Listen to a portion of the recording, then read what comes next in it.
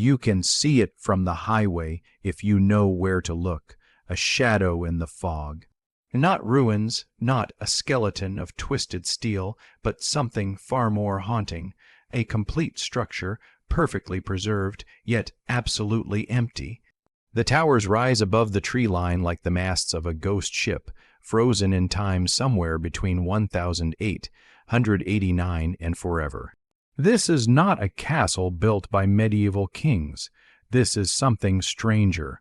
A fortress constructed by Chicago's wealthiest family in an age when fortunes were made faster than palaces could be built to contain them.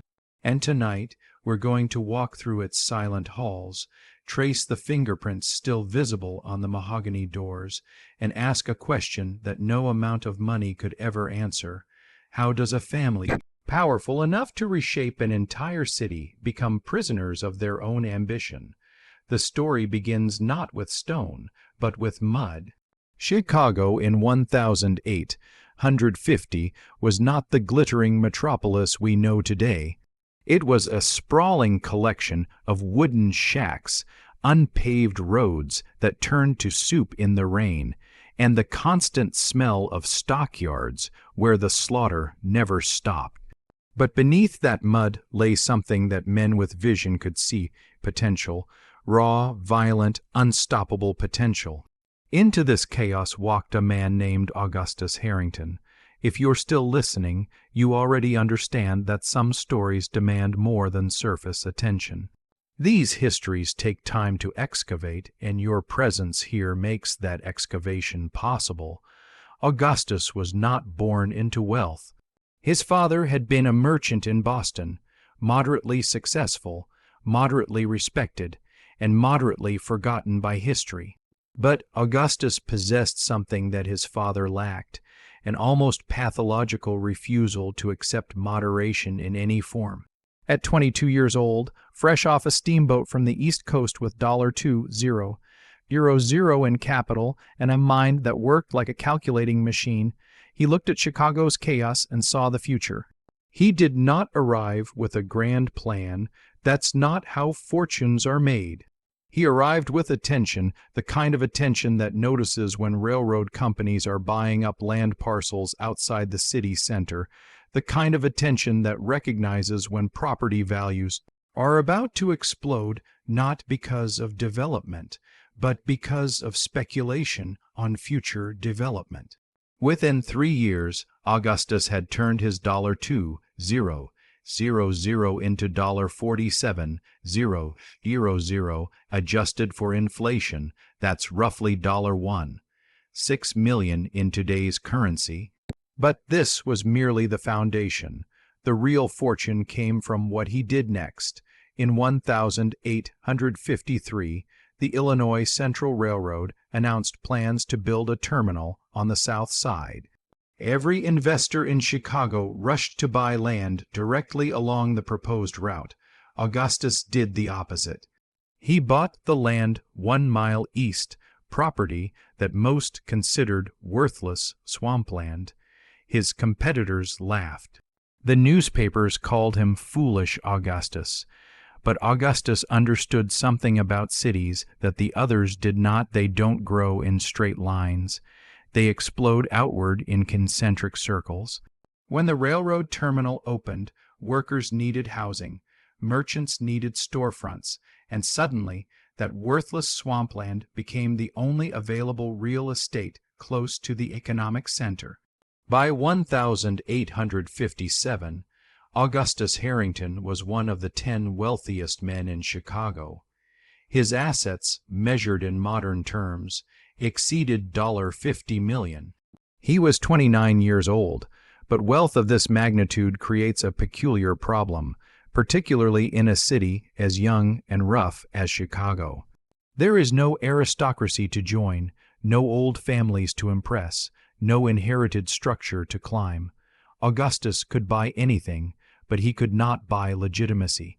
In Boston or Philadelphia, his money would have been considered vulgar, new money, tainted by the smell of speculation. But Chicago was different. Chicago was inventing its own rules, and Augustus decided that if there was no aristocracy, he would simply create one. This is the moment, right here, where the seed of tragedy is planted, because what Augustus conceived was not simply a mansion. It was a statement of permanence in a city that burned down every decade. It was a fortress against time itself. The decision to build came after a trip to Europe in 158. Augustus, now married to Eleanor Winthrop, a woman from an old New England family who brought him the social credibility his money could not buy, toured the great estates of England and the châteaux of France. He walked through Versailles and felt something that disturbed him: inadequacy. These structures had been built by dynasties that stretched back centuries. Their stones carried the weight of history. Augustus had only a decade of success, but he made a decision that reveals everything about his character. He would compress time.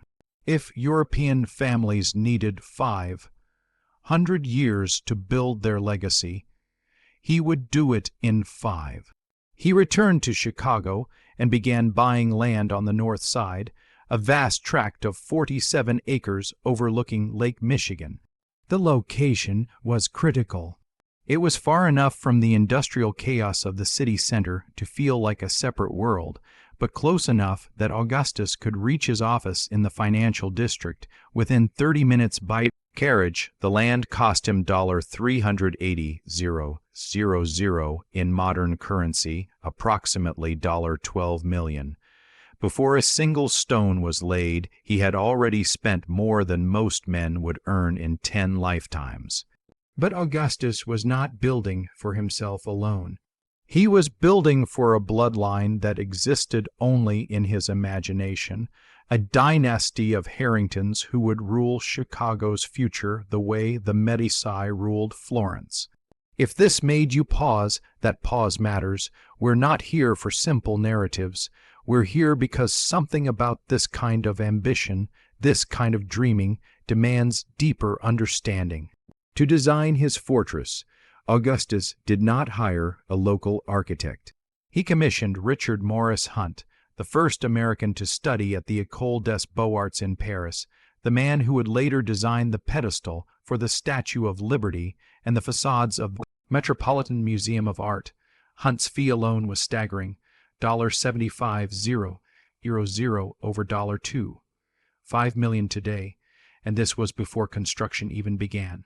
Hunt arrived in Chicago in 1859 and spent 3 months walking the property, studying the light, the wind patterns off the lake, the way shadows moved across the land at different times of day. He was not designing a house, he was designing an experience. The architectural plans he submitted in early 1860 were unlike anything Chicago had ever seen. The structure would be built in the French Renaissance Revival style, a massive rectangular palace with 4 corner towers, each rising 80 feet into the air. The exterior would be Indiana limestone, chosen not for economy, but for its ability to absorb and reflect light in a way that made the building seem to glow at sunset. The roof would be slate imported from Vermont, each tile hand, cut and fitted. There would be 87 rooms, 24 fireplaces, and a grand entrance hall that stretched 60 feet long and 30 feet high, illuminated by a skylight made of custom, fabricated glass panels that filtered sunlight into a soft, almost ethereal glow. But the true innovation was hidden beneath the surface. Hunt designed the house with a revolutionary heating system, a network of iron pipes that carried steam from a central boiler room located in a separate building 100 feet from the main structure. This was not merely a luxury, it was a technological marvel. Most American homes in 1860 relied on individual fireplaces or coal stoves. The Harrington mansion would have climate control. In winter, every room would be maintained at a constant 68 degrees Fahrenheit.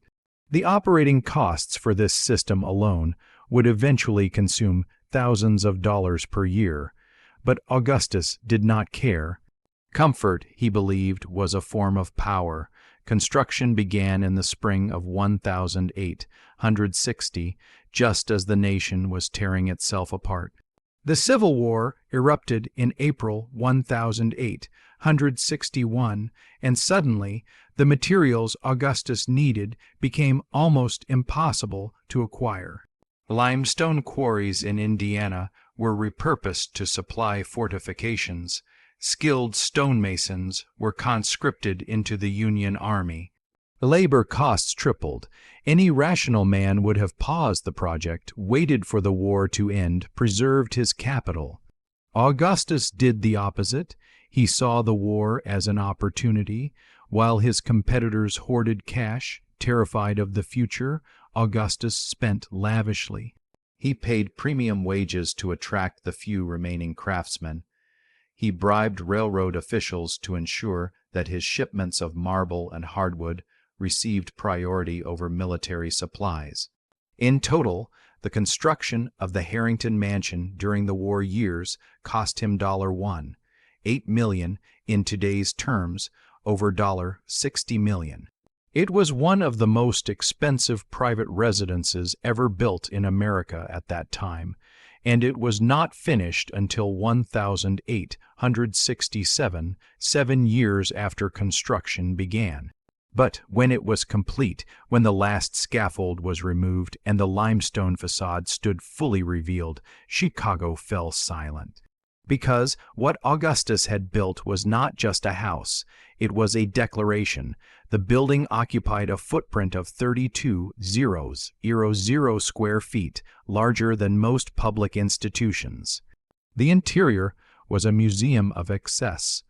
The grand entrance hall featured a double staircase made of Italian Carrara marble, the same material Michelangelo used for the David. The banisters were bronze, cast in Paris and shipped across the Atlantic. The walls were paneled in walnut harvested from trees in the Appalachian Mountains, each panel hand, carved with intricate patterns of vines and fruit. The dining room could seat 40 people comfortably. The ceiling was decorated with frescoes painted by an artist Augustus had lured away from a restoration project at the Vatican. The frescoes depicted scenes from Roman mythology, gods and mortals intertwined in eternal struggle. It was, in retrospect, an almost mocking foreshadowing of what was to come. The library, Augustus's personal sanctuary, contained over 4 volumes, many of them first editions, some of them older than the United States itself.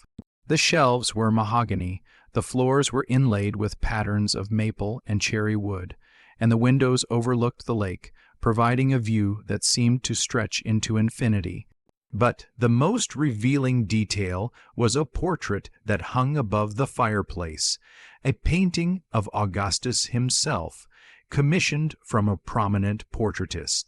In the painting, Augustus is seated in a leather chair, his expression calm but distant, his hand resting on a globe. The message was clear: I have conquered this world, and I am already thinking about the next. The house was designed not just to be seen, but to be inhabited by a specific vision of family life. Augustus and Eleanor had 4 children by the time the mansion was completed: 2 sons, Thomas and William, and 2 daughters, Margaret and Charlotte. Augustus had already planned their futures. Thomas, the eldest, would inherit the business empire. William would enter politics. The daughters would marry into other wealthy families, creating alliances that would solidify the Harrington name across the Midwest. The house was built with separate wings for each child, private suites that would allow them to live as adults under the same roof, ensuring that the family remained unified across generations. This was the European model, the dynastic model. Augustus was engineering immortality, but here is where the dream and reality begin to diverge. Because the house, for all its beauty, was not built for human warmth. It was built for spectacle. The rooms were too large for conversation. Voices echoed off the high ceilings, making intimate discussion difficult. The heating system, while advanced, could not fully compensate for the building's sheer volume. In deep winter, even with the boilers running at full capacity, certain corridors remained perpetually cold. Servants complained of drafts that seemed to appear from nowhere, as if the house itself were breathing. The children, rather than feeling sheltered, felt dwarfed by the scale.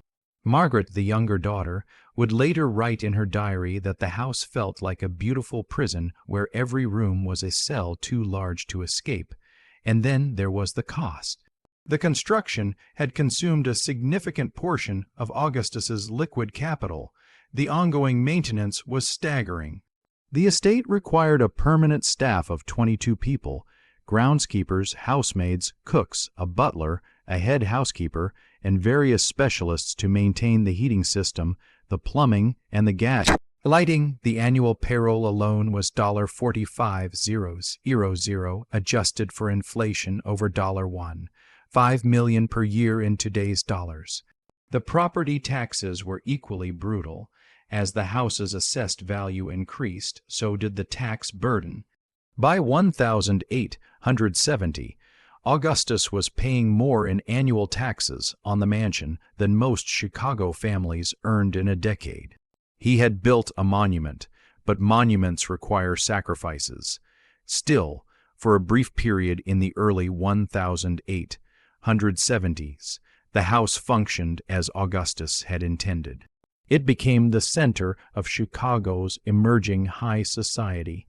The Harringtons hosted grand balls, dinners for visiting dignitaries, charity auctions that raised funds for the city's growing cultural institutions. Eleanor, who had initially been skeptical of Augustus's ambition, found her purpose as the lady of the house. She was a gracious hostess, skilled at making guests feel both awed and welcome. The mansion became famous. Newspapers ran illustrated features on its interiors. Visitors from the East Coast would detour to Chicago just to glimpse it from the road. Augustus had achieved what he wanted. His name was now synonymous with success, but beneath the surface, fractures were already forming. Thomas, the eldest son, was proving to be a disappointment. He had none of his father's hunger, none of his strategic brilliance. He enjoyed the wealth but resented the expectations. By his mid-20s, Thomas was spending more time in the city's private clubs, drinking and gambling, than learning the intricacies of asset allocation and capital gains that had built the family fortune. Augustus tried to guide him, but their relationship became increasingly strained. Thomas saw his father as a tyrant obsessed with control. Augustus saw Thomas as a weak link that threatened everything. William, the younger son, was different. He was ambitious, but his ambitions lay outside commerce. He wanted to enter public service, to be remembered for something other than money. In 1874, he ran for a seat in the Illinois state legislature.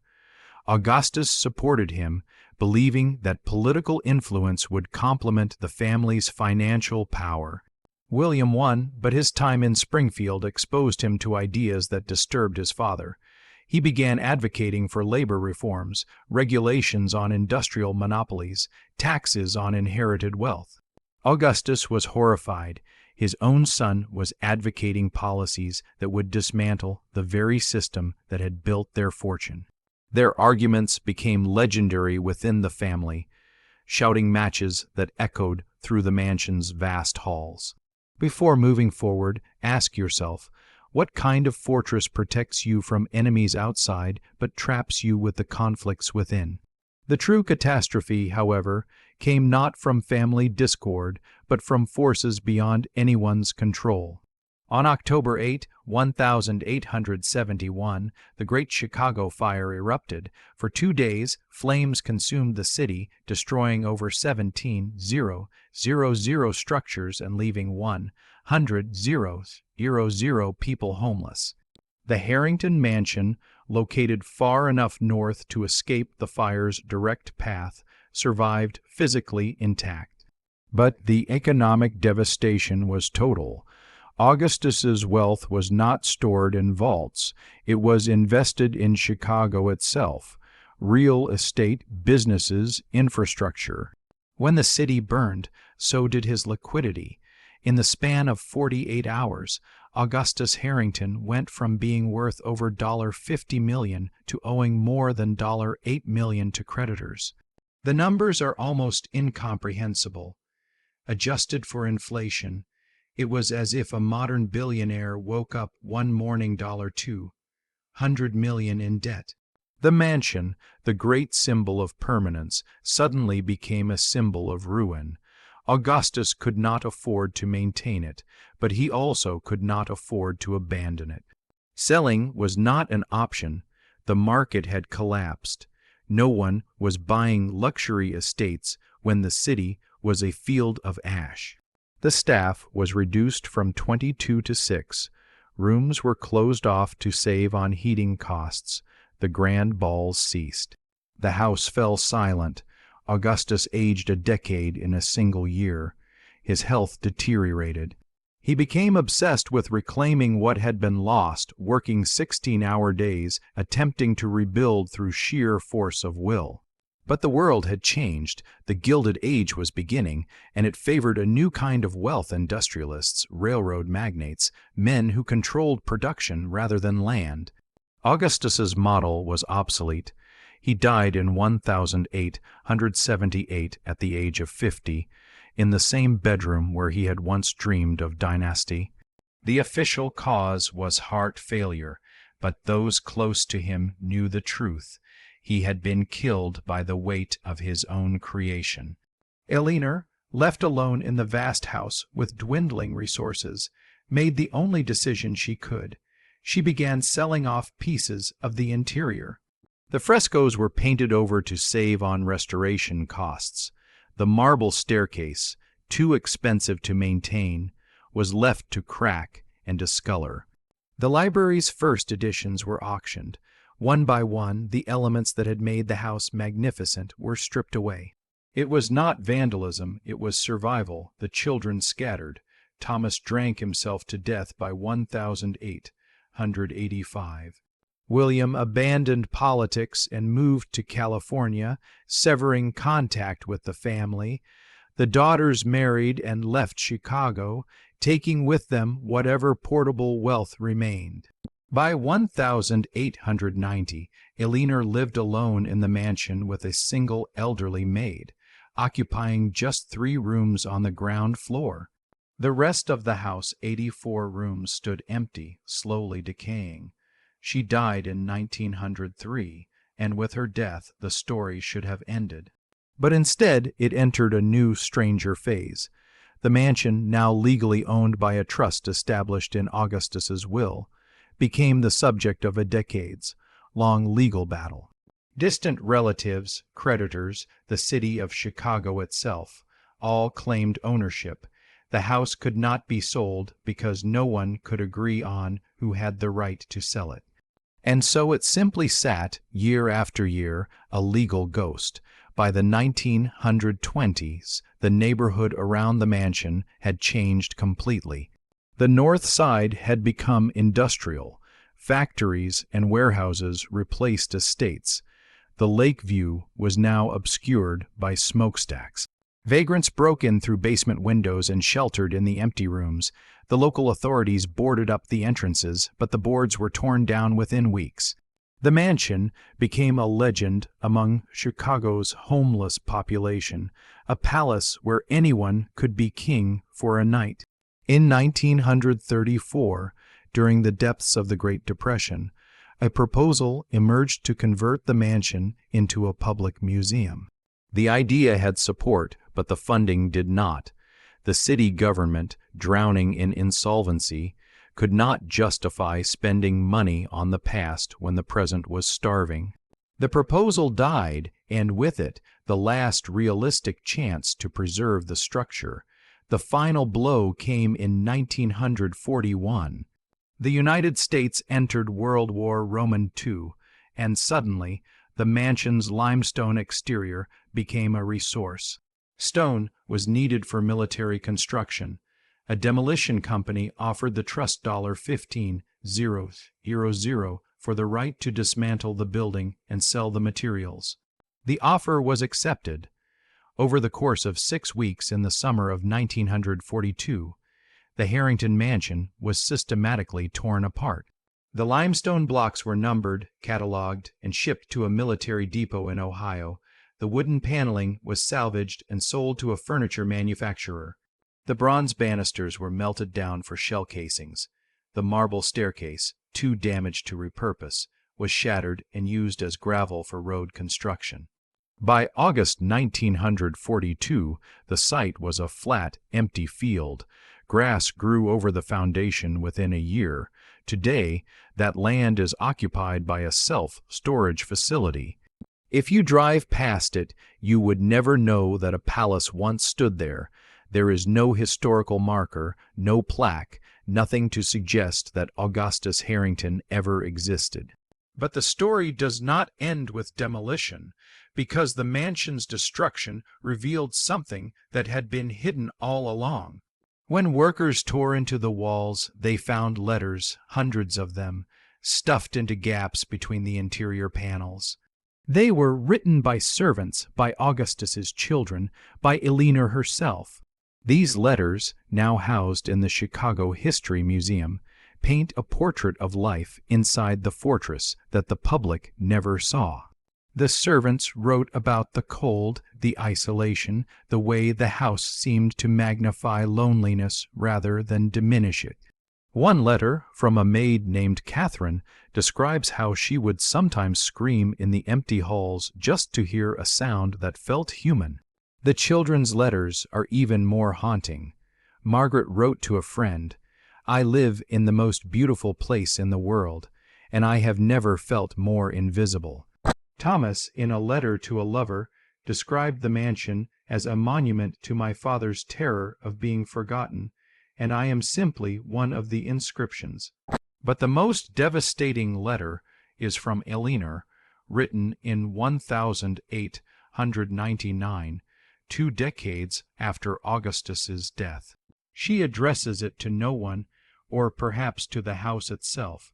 She writes, "I thought that if we built something grand enough, we would be safe. I thought that stone and beauty could protect us from time. I was wrong. This house did not make us immortal. It made us prisoners. And when Augustus died, I realized the terrible truth. He built this place not for us, but against the world. And now the world has moved on, and we are still here, trapped in his dream." These letters force us to confront an uncomfortable question.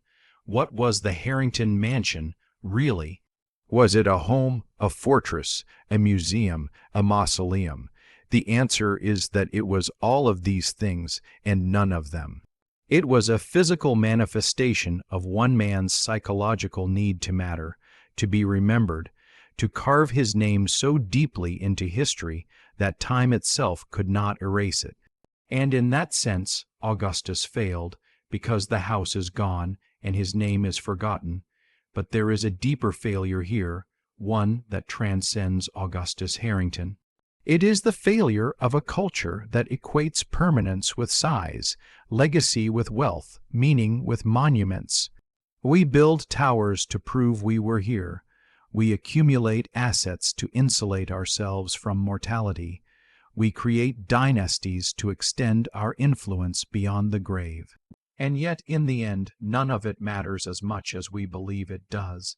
The mansion fell not because it was poorly built, but because it was built on a flawed premise, that grandeur equals immortality.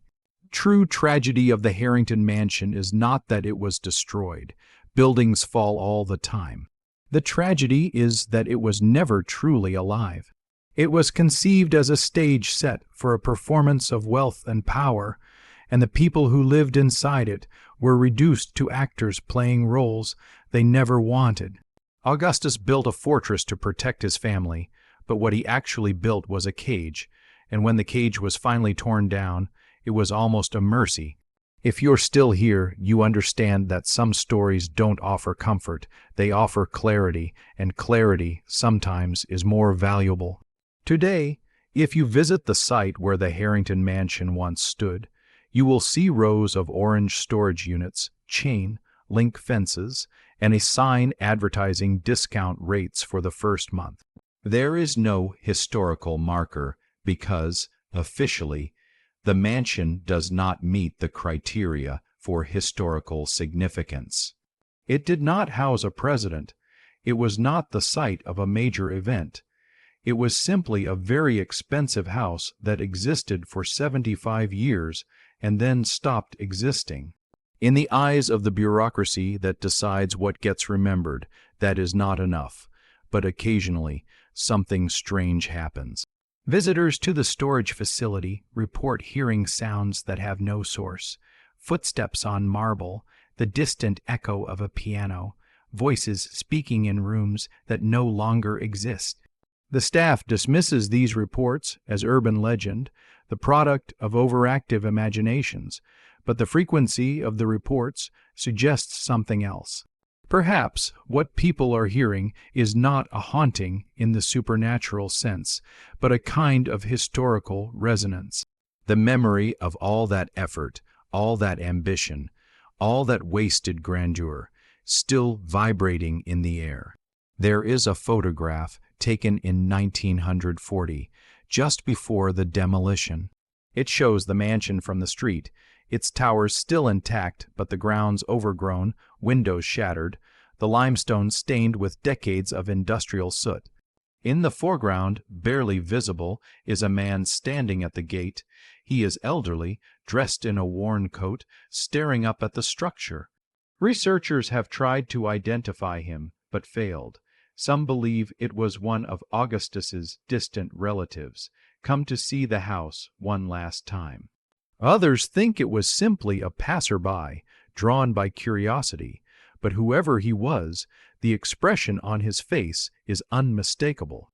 It is not sadness, it is not nostalgia, it is recognition, the recognition that this ruin, this abandoned palace, is not an anomaly. It is a prophecy, a preview of what happens to all fortresses eventually. They crumble, the gates rust. The towers fall, and the only thing that remains is the question, what were we protecting? Before you move forward with your day, sit with this. Chicago's wealthiest family built a fortress to prove their permanence. It lasted 75 years. The letters stuffed in the walls lasted longer. What we build to be seen disappears. What we write in private endures. If that paradox troubles you, good, it should. Fortress that ate its own children, a final reflection. There is a photograph that haunts me, though I have never seen it in person. It exists in the archives of the Chicago History Museum, buried in a box labeled simply Harrington Estate, Miscellaneous 1008, 167-1942. The photograph was taken in 1938, during the depths of the Great Depression, by a Works Progress Administration photographer documenting architectural decay across the Midwest. It shows a single window on the mansion's third floor, the glass long shattered, the frame rotting. But if you look closely, really examine the image, you can see something that the photographer probably never noticed. Scratched into the wooden sill, barely visible through decades of grime, are words. They read, I lived here once. I was happy for 7 days. 7 days. Out of a lifetime spent in the most expensive private residence in Chicago. 7 days of happiness in a palace built to manufacture joy. That inscription, more than any financial record or architectural blueprint, tells you everything you need to know about what the Harrington Mansion truly was. It was not a home. It was not even a fortress. It was a machine designed to convert wealth into proof of worth. And like all machines, it eventually consumed the people who operated it. Let me tell you what the history books will not. Let me tell you about the invisible people, the ones whose names were never carved into marble, whose portraits were never painted, whose graves carry no monuments. Because the Harrington mansion was not built by Augustus Harrington, it was built by 300 laborers whose identities have been erased by time. We know from payroll records that during peak construction between 1862 and 1865, the workforce included Irish immigrants fleeing famine, freed black men searching for wages in a country that had just promised them equality, Italian stonemasons lured across the ocean with contracts they could not read, and Chinese railroad workers who took masonry jobs during the winter when the rail lines froze. These men worked 12-hour days, 6 days a week. They were paid between $1.50 and $3.00 per day, depending on skill level. Adjusted for inflation, that is roughly $1.50 to $1.00 in modern currency. For comparison, Augustus spent $200 on a single dinner party in 1868. Cost of one evening's entertainment could have paid a laborer's wages for 2 months, but here is what the payroll records do not show: the injuries. Construction sites in the 1860s had no safety regulations. Men fell from scaffolding. Limestone dust destroyed lungs. Fingers were crushed by machinery. We know that at least 11 workers died during the mansion's construction because death required paperwork. But how many were permanently disabled? How many went home with ruined backs, blinded eyes, hands that could no longer grip tools? Those numbers were never recorded because those lives did not matter to the people keeping records. There is a story passed down through generations of Chicago's Irish community about a young man named Patrick Dunn.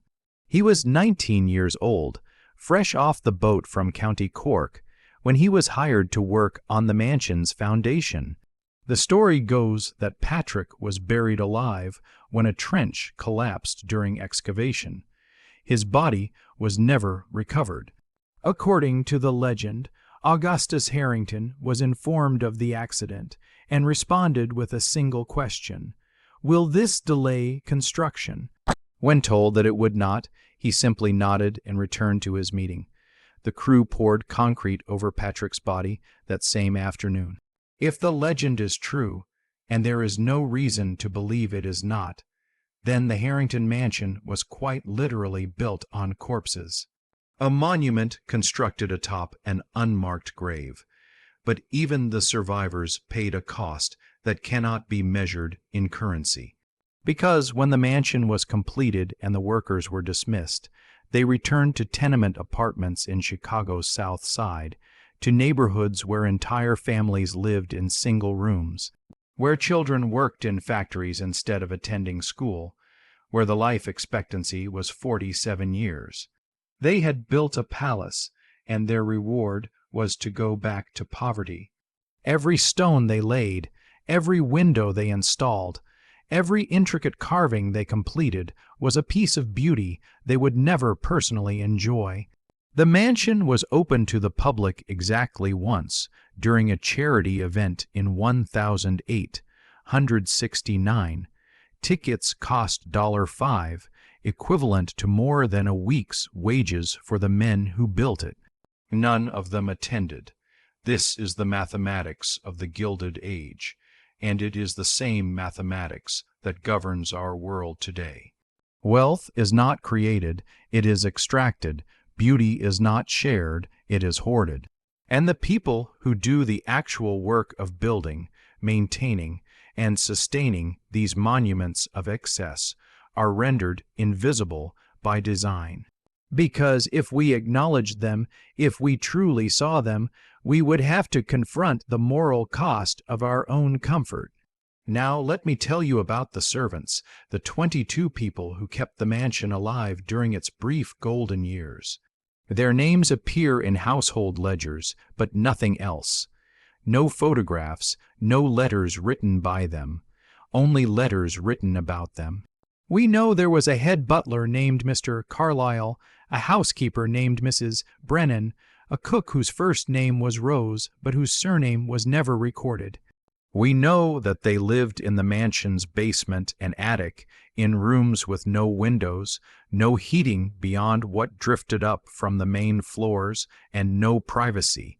We know that they were expected to be invisible, to appear only when summoned, to speak only when spoken to have no desires or identities beyond their function. There is a passage in Eleanor Harrington's diary dated March 1872 that reveals the psychological architecture of this system.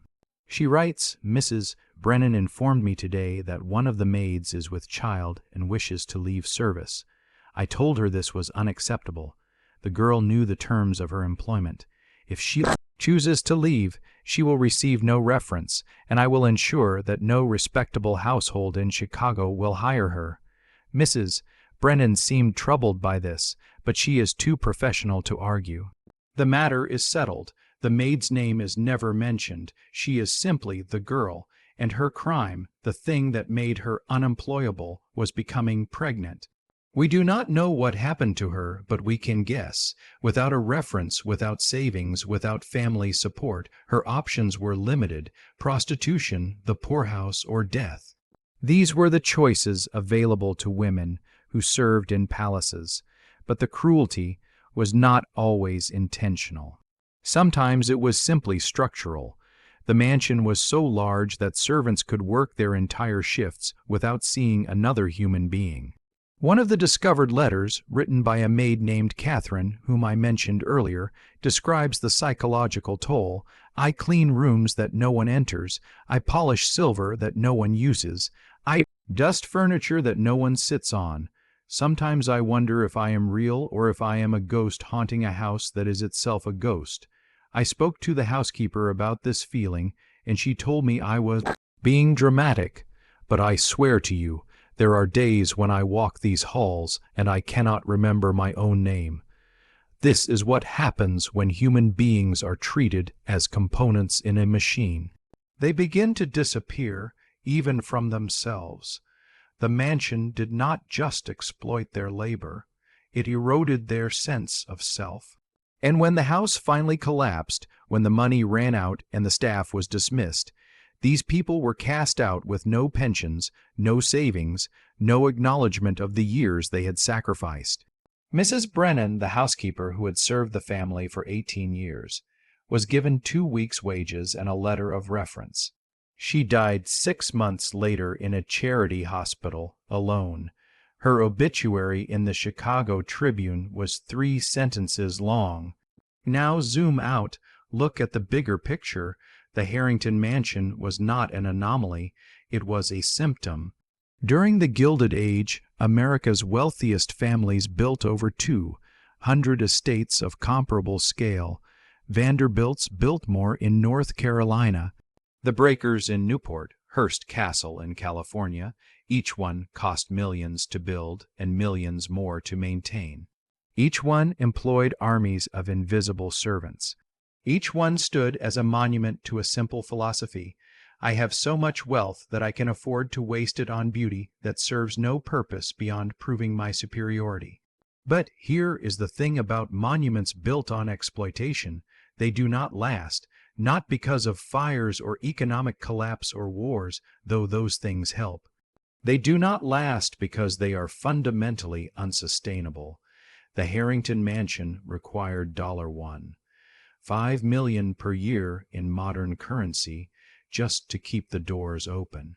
That money came from investments, from rents, from businesses that depended on the same exploitative labor practices that built the house in the first place. It was a closed loop, a system that fed on itself, and when the system weakened, when the investments failed, when the businesses collapsed, the house died. Not slowly, but instantly, because it had no internal life. It was a parasite that could not survive without a host. Most of those Gilded Age estates are gone now, demolished, abandoned, or converted into museums where tourists pay $25 to walk through and marvel at the excess. We look at the gold-plated bathtubs and the hand-carved ceilings and we think, how beautiful. but we do not ask at what cost. We do not ask who paid. We do not ask what was lost so that this could be gained. If this feels uncomfortable, if this makes you question your own relationship to wealth and comfort, then you are beginning to understand the true legacy of the Harrington Mansion. It is not a story about the past, it is a mirror reflecting the present, because we still build fortresses. We just call them different names now: gated communities, luxury high-rises, private islands. We still extract labor from invisible people and call it economic efficiency. We still measure worth in square footage and asset allocation. We still believe, despite centuries of evidence to the contrary, that if we accumulate enough, if we build high enough, if we insulate ourselves thoroughly enough, we will be safe. We will be remembered, we will matter. But here is what the ruins of the Harrington Mansion teach us: none of it works. The fortress cannot protect you from time, the wealth cannot buy you immortality, the monuments crumble, and the only thing that remains is the question that every generation must answer for itself. What did we build, and who did we bury to build it? Augustus Harrington died believing he had created a dynasty. Instead, he created a cautionary tale. His name survives not because of his success, but because of the spectacular nature of his failure. The mansion that was supposed to prove his permanence became proof of his irrelevance, and perhaps that is the greatest irony of all. The thing he feared most being forgotten was guaranteed by the very strategy he used to prevent it. He built so large, so loudly, so desperately, that his creation became a spectacle of vanity rather than a testament to vision. There is one final detail I need to share with you. In 2003, a construction crew was excavating the site of the old Harrington Mansion to expand the self-storage facility. 10 feet below the surface, they found something unexpected: a sealed iron box approximately 2 feet long, 1 foot wide, heavily corroded but intact. Inside the box was a collection of items that Augustus had buried during the mansion's construction, a time capsule intended to be opened by his descendants in the year 2000. The contents were pathetic in their optimism. There were photographs of the family, looking stiff and formal in their Victorian finery. There were financial documents detailing Augustus's assets, presumably intended to impress future Harringtons with the scale of the fortune they inherited. There were architectural drawings of planned expansions to the estate, projects that were never realized. And there was a letter, written in Augustus's own hand, addressed to the Harringtons of the 20th century. The letter has never been published in full, but excerpts exist in the Chicago History Museum's archives. Augustus writes, "You who read this are my legacy. You live in the house I built, enjoy the wealth I accumulated, and carry the name I made great. Remember that everything you have was earned. Through vision, through courage, through a refusal to accept limitations. The world will tell you that men like us are greedy, that we take more than we deserve. Do not listen. We are builders. We are the ones who shape history, and this house, standing as solid in your time as it does in mine, is proof that some things are too strong to fall." The box was opened in a storage unit surrounded by concrete walls and fluorescent lights. No Harringtons were present because no Harringtons exist. The bloodline ended decades ago. The house Augustus believed was eternal had been demolished 61 years before his time capsule was supposed to be opened. His letter, this desperate message to a future that never came, was read by strangers who had no connection to his dream and no interest in his philosophy. If you are still here, you understand why this story matters, not because of what was built, but because of what was believed. Augustus Harrington was not a villain. He was a man who made the same mistake that countless others have made before and after him. He believed that control over physical space could translate into control over time itself. he was wrong. And his failure, preserved in rusted iron and rotting paper, is a gift to us because it teaches us what success actually looks like. It is not measured in square footage or asset portfolios. It is measured in the memories we leave in other people's hearts, in the kindness we showed when we had power, in the way we treated people who could do nothing for us. The Harrington mansion is gone, but the workers who built it had children, and those children had children, and some of their descendants still live in Chicago today. They do not know that their great-grandfather's hands shaped the stones of a palace, that history was not recorded. But they carry something more valuable than memory. They carry survival. They are the proof that the people we consider invisible are, in fact, the only ones who endure. So when you hear stories about billionaires buying mega yachts and building compounds and launching themselves into space, remember the Harrington mansion. Remember that every fortress eventually becomes a prison. Remember that wealth hoarded is wealth wasted. Remember that the only things that survive are the things we give away: love, stories, justice, and the belief that every human life, regardless of economic value, deserves to be seen. The fortress is gone, but the question remains, and it is yours to answer.